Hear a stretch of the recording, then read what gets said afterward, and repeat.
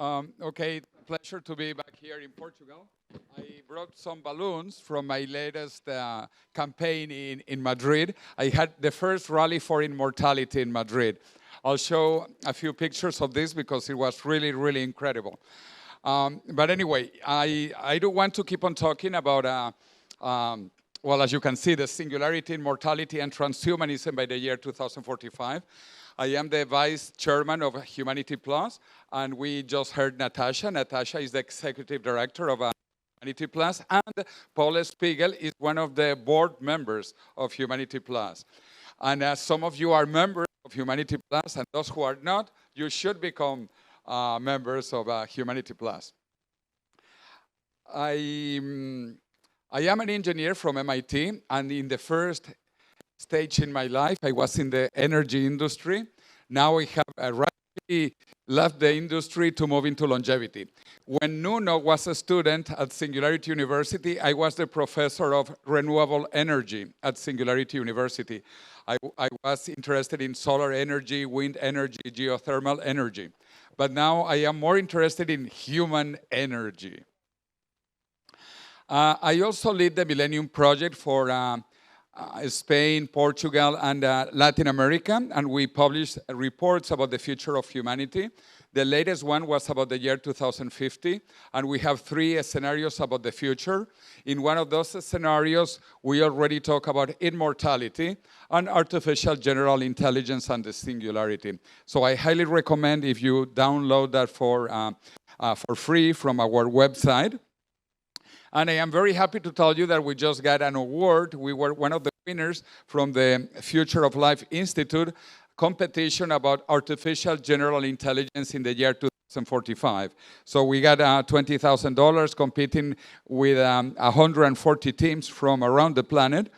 And our team was made by my friends and from the Millennium Project, Jerome Glenn and Ted Gordon. The idea of the singularity also related to the year 2045, you know, as I mentioned before, this competition was about the year 2045, which is the date that Ray Kurzweil has been talking about for a long time. From last millennium, from last century, he basically decided, based on what he saw, the exponential change of technologies, that by the year 2045, we will reach the singularity and immortality. As you can see in the subtitle of this Time magazine issue, 2045 is the year man becomes immortal, and also women become immortal. All of us should become immortal. These ideas he put in his famous book, The Singularity is Near, which is recommended by Bill Gates as the best book of science and technology. And it has a subtitle, When Humans Transcend Biology. So he talks a lot about our computational capabilities beyond our biological capabilities. Again, in 2009, Singularity University started at NASA Ames with the support of Google and other companies in Mountain View, Silicon Valley. And Ray Kurzweil now is working on his new book, The Singularity is Nearer. This book should come out in June next year. And he talks again about these 2 magic dates, 2029, 2030 for longevity escape velocity, and 2045 for the singularity and immortality through biological rejuvenation. And many people think that this is fiction. But indeed, the science fiction of today is the science reality of tomorrow. 15 years ago, I went to interview the famous science fiction author, Sir Arthur C. Clarke, and he wrote many books and then movies like Space Odyssey 2001. And he also wrote the 3 laws of the future. First law of the future: when a famous scientist says that something is possible, he's probably right. But when he says it is impossible, he's probably wrong. Second law: the only way of discovering the limits of the possible is to venture past those limits into the impossible. And third law: any sufficiently advanced technology is indistinguishable from magic. So we are going to see magic in the next few years. In fact, 30 years ago, just personal computers were becoming used by most people. When I was at MIT, actually 42 years ago, there were no personal computers. I used a typewriter for my thesis at MIT. I don't know if you have seen that primitive technology, typewriters. Those existed. I used them at MIT for my thesis. Anyway, now we have personal computers, we have cell phones, we have global companies like Google, Facebook, and many others. And in the next 10, 20, 30 years, we are going to see magic. One of those magical things is immortality. According to Ray Kurzweil, basically we have these two major dates, 2029 and 2045. And we have four main technologies converging towards this technological singularity. Nanotechnology, that studies atoms, biotechnology, studies cells, infotechnology, bits, and cognotechnology, neurons. The two technologies on top are the hardware of life, and the two technologies on the bottom are the software of life. And we are going to be immortal, not once, but twice. We will be immortally hardware and immortally through our software, both at the same time, at the latest by 2045. So this is quite interesting. We will be biologically immortal, and we will be computationally immortal, as he explains in his coming book. This is happening because technology keeps on changing exponentially faster. Things are becoming smaller, cheaper, and better. And we are moving from the world of the past, when we evolved in Africa, where things were local and linear, and we are moving into the world of exponential and global. And things change very fast when we think exponentially.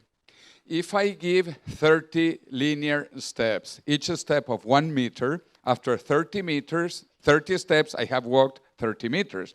But if I walk exponentially and I double, after 30 doublings, I have walked over 1 billion meters, and I have walked around planet Earth 26 times. And this is hard to understand because we still think linearly, but technology is changing exponentially.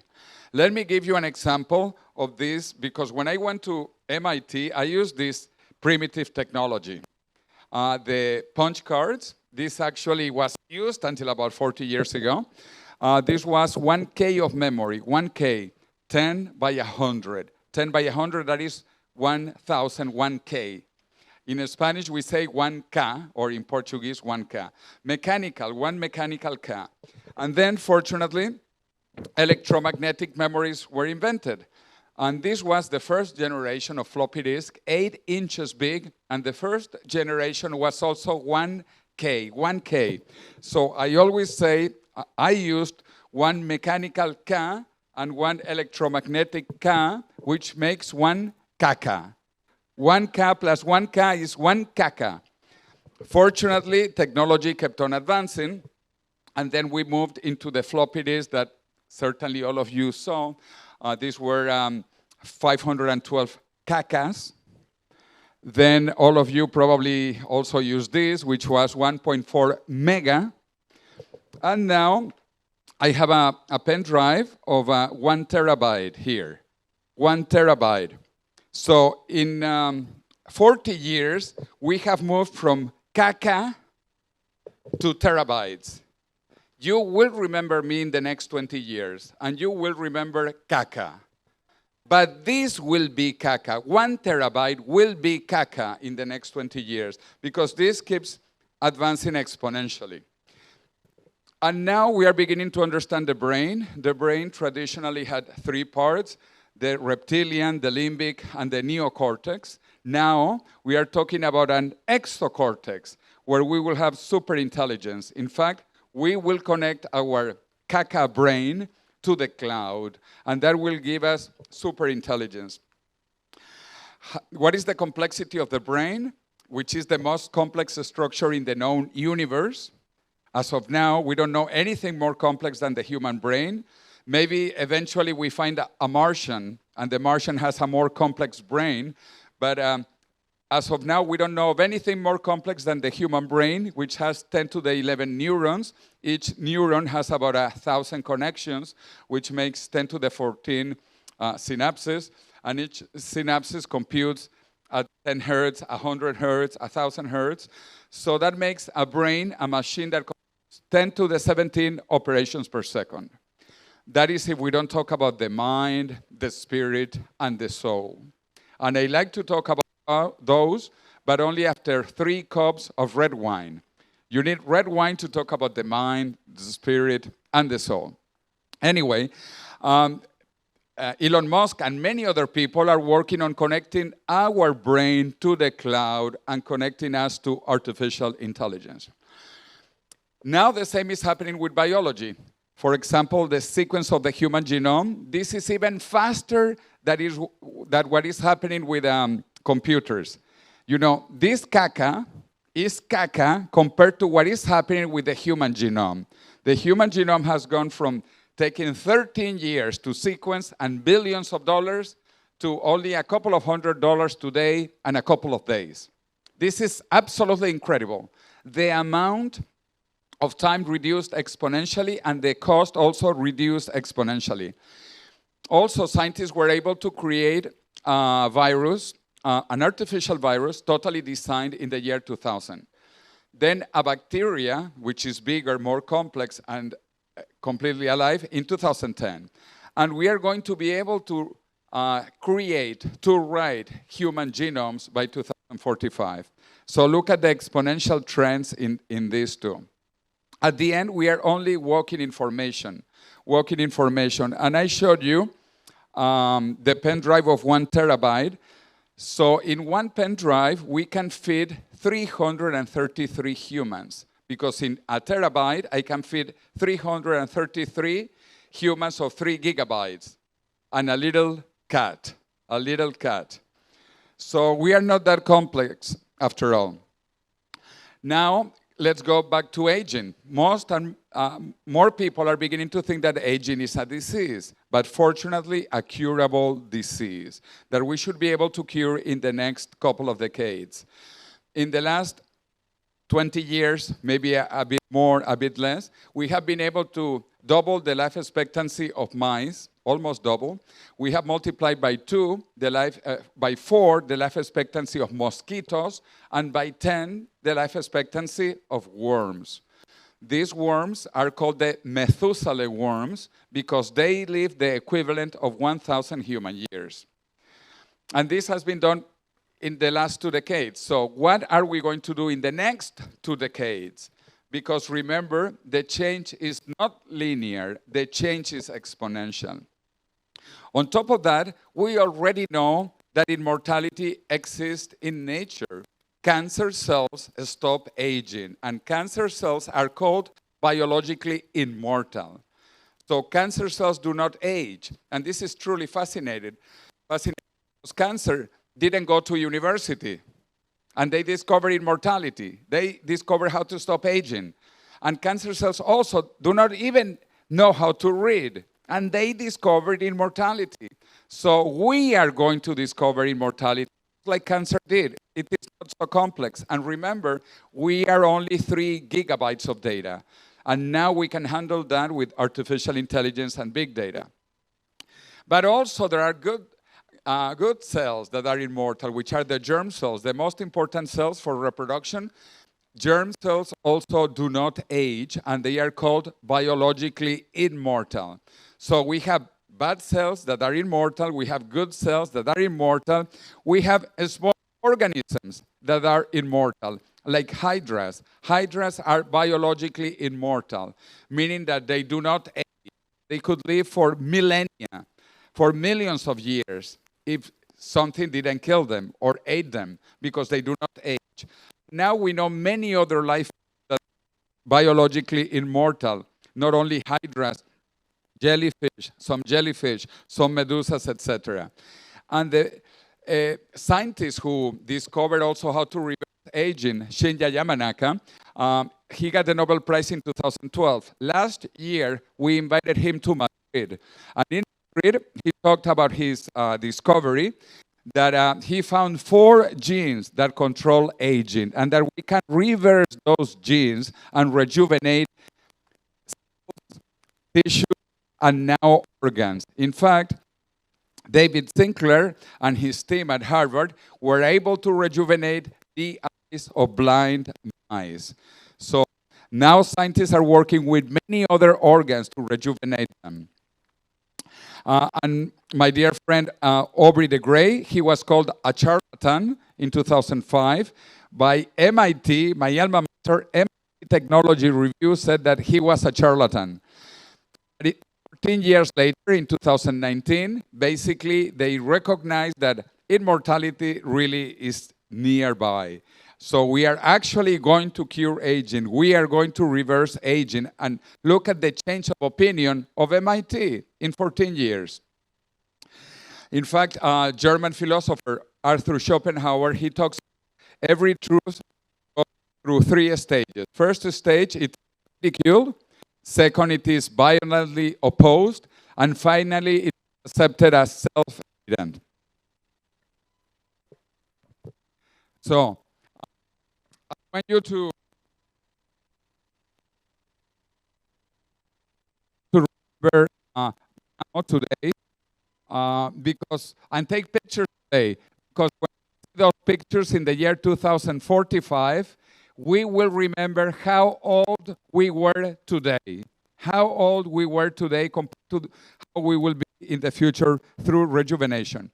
My friend Ray Kurzweil, in his book, Fantastic Voyage, Live Long Enough to Live Forever, he talks about the 3 bridges to immortality. The first bridge, the 2010s, do what your mother told, eat well, don't drink too much, don't smoke, etc., etc. That's one in the 2010s. Now, in the 2020s, we are in bridge 2. 2 is the first biotechnology treatments. And then in the 2030s, we will go into bridge 3 of first nanotechnology therapies, until we make it into the 40s with artificial intelligence and reaching immortality via rejuvenation at the latest in 2045. Let me bring this down to Spain, where I live. Spain has the life expectancy in the world only after Japan among countries.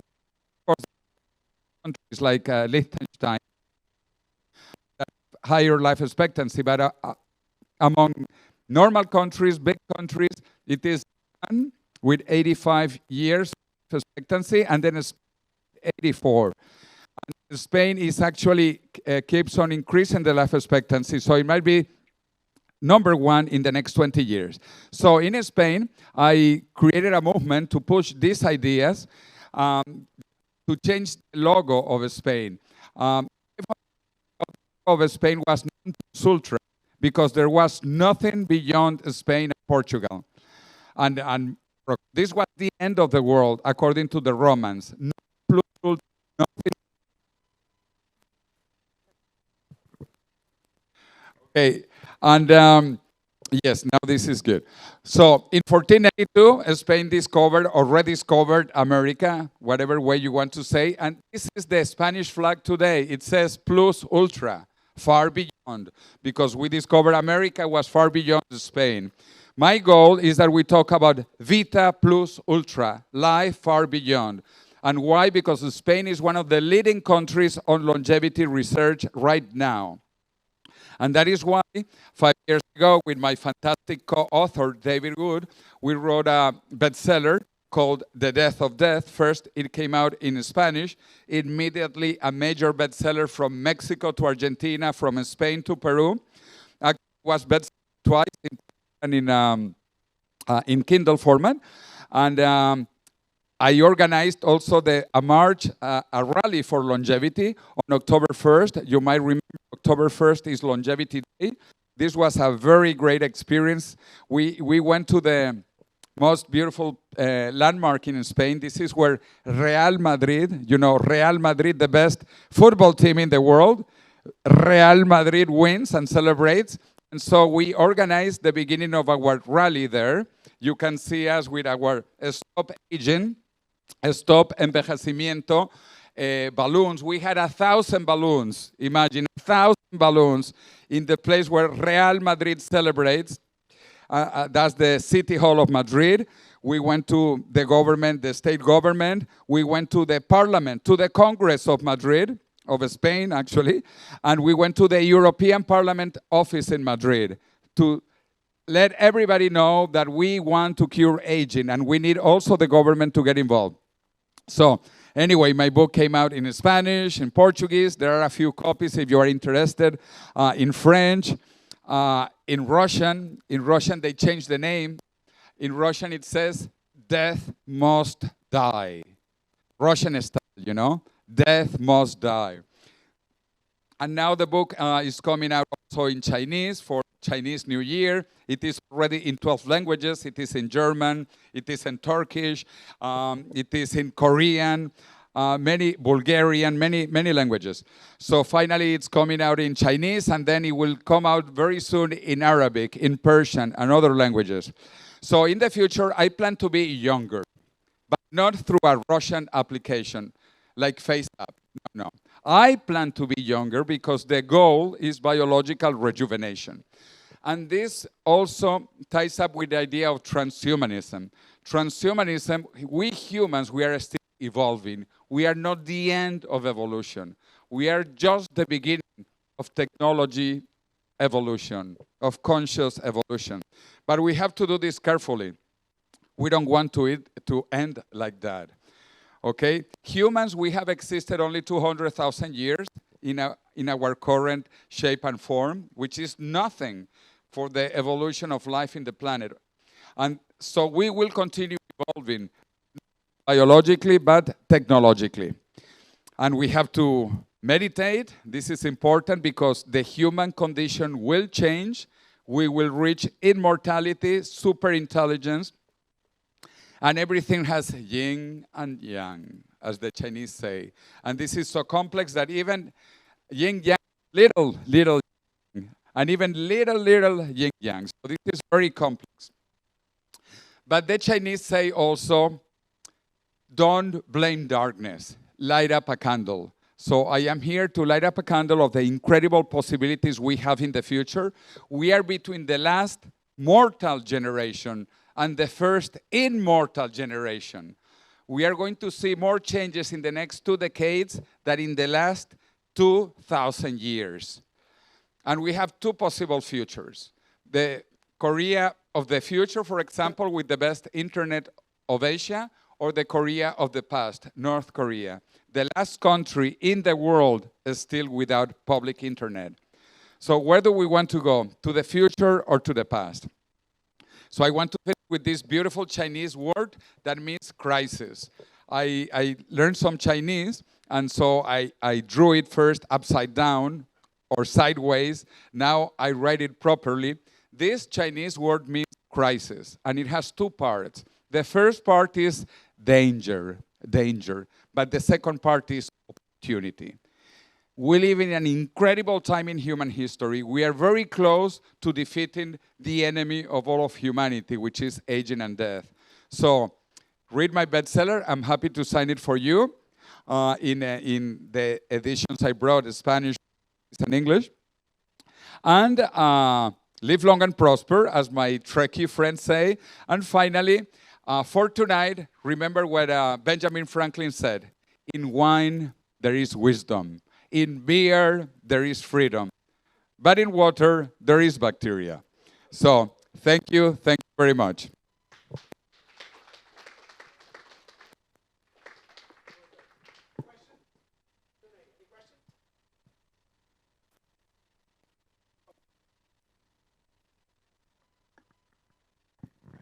Thank you, Jose. That was a great talk, as always. I am curious about one thing. You said that the human mind can fit on 3 gigabytes of data. How does it work? No, that's the human genome. The human genome is 3 gigabytes of data for all of us. Even you don't think you are so complex. You are 3 gigabytes of biological data. In terms of the human mind, that is another good question, because the computational power of the brain is 10 to the 17 operations per second. We are going to reach that level in about 10 years. So even simulating the most complex structure in the known universe, which is the human brain, We will be at that level in 10 years, 10 to the 17 operations per second. You think we're able to store Actually, we will be able to store unlimited amounts of data because we will have access to internet. Once we are connected to the cloud, we will have unlimited memory. In fact, you will remember what you were wearing today, what you had today for lunch, what you had yesterday. What was my tie? I don't know if you have noticed, my tie is the cover of my book in English. So here it is. That's the complexity of the brain. And it's complex. And here you can see my book, my tie.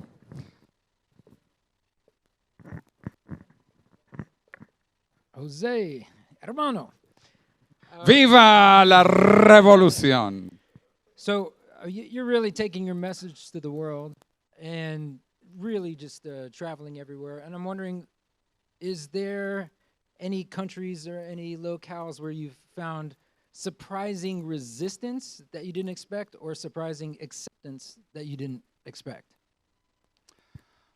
Well, actually, it's in chapter 7 of the book, so you have to read chapter 7. No, but seriously, this is a very good question. And I have been surprised by the acceptance in Muslim countries, totally surprised.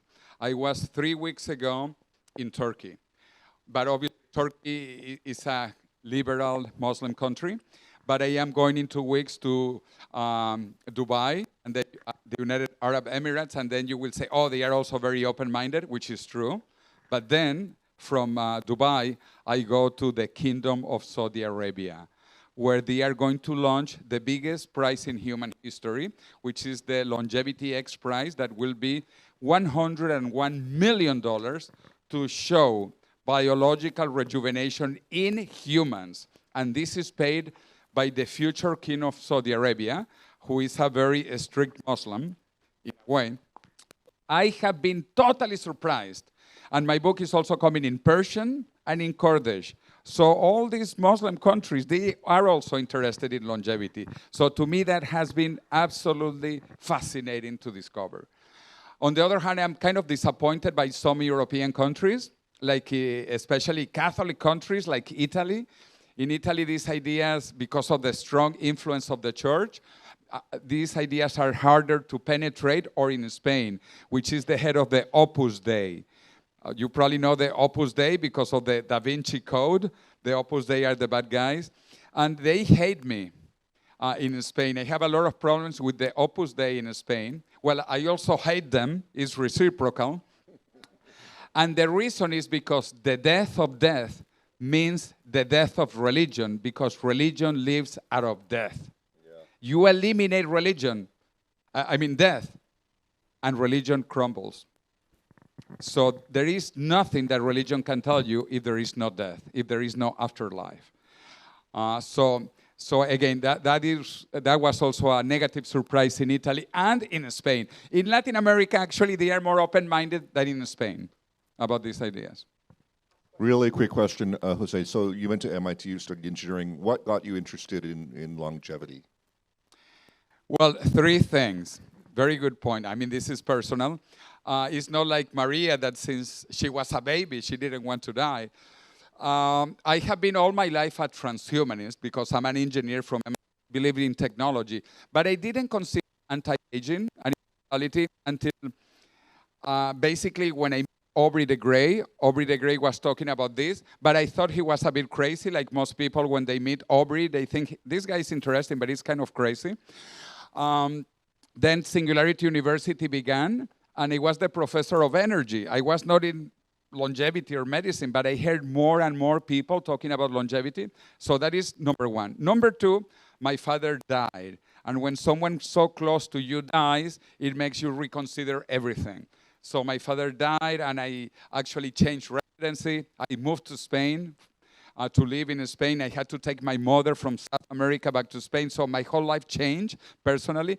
And final point that people don't realize is that there was a Nobel Prize in medicine in 2012 of Shinya Yamanaka who discovered that aging can be reversed. To me, this discussion should be over because now we know aging is flexible. Aging can be accelerated. I don't recommend it. But aging can be stopped and aging can be reversed. So I was with Chinja Yanaka in Madrid because we offered him, he works with Jeff Bezos. He actually leads the 4th Center of Altos Labs in Kyoto, the University of Kyoto. And we offered him to create the 5th center in Madrid. Also, why in Madrid? Now in Altos Labs, after US citizen, the second number of most popular scientists are from Spain. After the USA, it is Spain and then Britain. So 20% of the Altos scientists are Spanish, which is incredible. It is incredible. So anyway, a combination of that. My father died, learning that this was possible at Singularity University, and the Nobel Prize in Medicine that everybody should know. That's, to me, the most important Nobel Prize of Medicine ever. So, thank you.